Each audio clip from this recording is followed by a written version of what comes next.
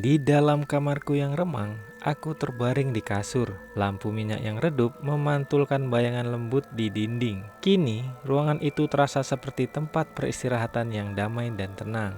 Namun pikiranku tertuju pada satu hal, kakek tua itu. Ia bilang, aku ikut terseret dan terkurung bersamanya. Bagaimana bisa? Apa ada sesuatu yang terjadi di kamar 301 itu sebelum aku datang ke hotel ini? Sejak aku mengurung makhluk itu, aku mengangkat telapak tangan, memanggil fragmen energi sisa dari sosok kakek tadi. Cahaya kecil itu berputar pelan di udara. Aku ingin melihat apa yang terjadi sebenarnya. Fragmen itu berputar lalu pecah menjadi kilatan cahaya.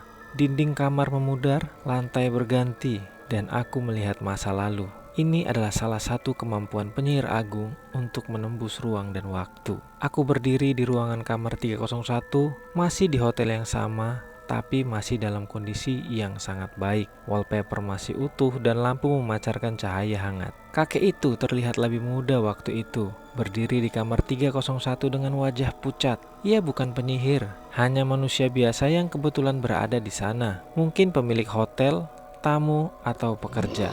Apa itu? Makhluk apa itu? Suaranya bergetar. Tubuhnya mundur setapak. Berapa lama ini bertahan? Bisa kau singkirkan dia? Kata kakek tua itu. Lalu aku melihatnya. Ya, diriku sendiri. Arman dari masa lampau. Penyihir yang masih kasar, belum stabil dan kehilangan kendali atas sebagian kekuatannya. Jubah hitamnya itu adalah versi diriku sebelum menjadi penyihir agung seperti sekarang. Aku sedang membuat kurungan dan memperkuat segelnya, kata Arman masa lalu. Suaranya dalam namun terdengar tegang. Aku belum cukup kuat untuk memusnahkannya. Saat segel di pintu besi mulai sempurna, makhluk itu memberontak keras. Makhluk bertanduk, energi liar dari lembah malam, dunia retak di antara dimensi gelap yang selalu mencari jalan ke dunia manusia. Kenapa dia bisa sampai ke sini? Tanya lelaki itu panik. Ia tak tahu apapun, hanya mencoba memahami bencana yang terjadi di depannya. Lalu Arman dari masa lalu menjawab pendek. Dia kabur dari pertarunganku di pegunungan. Ada portal yang terbuka dan kami terjebak di sini saat menutupnya. Segel semakin kuat, getarannya keras mengguncang ruangan. Lelaki itu tak sengaja terlalu dekat dengan pusaran energi. Tunggu, apa yang terjadi? Jeritnya. Arman dari masa lalu terlalu fokus pada segel untuk menyadarinya. Tiba-tiba, ledakan cahaya. Lelaki itu terlempar, terseret masuk ke dalam pusaran gelap. Arman di masa lalu tidak melihatnya. Ia hanya menutup segel itu secepat mungkin, memastikan makhluk tersebut tidak lolos. Dan kamar 301 pun berubah menjadi penjara gelap selama bertahun-tahun. Kembali ke masa kini, aku membuka mata perlahan. Jadi begitu ya, kayak pikirku.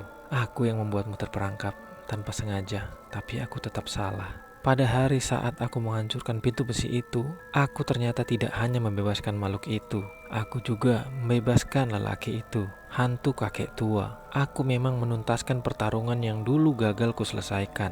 Aku merebahkan tubuh di ranjang, menatap langit-langit kamar yang gelap. Memang sekarang semuanya sudah selesai. Aku jauh lebih sempurna sebagai penyihir agung dibandingkan aku yang dulu. Tapi tetap ada penyesalan yang tidak bisa aku hapus, pikirku.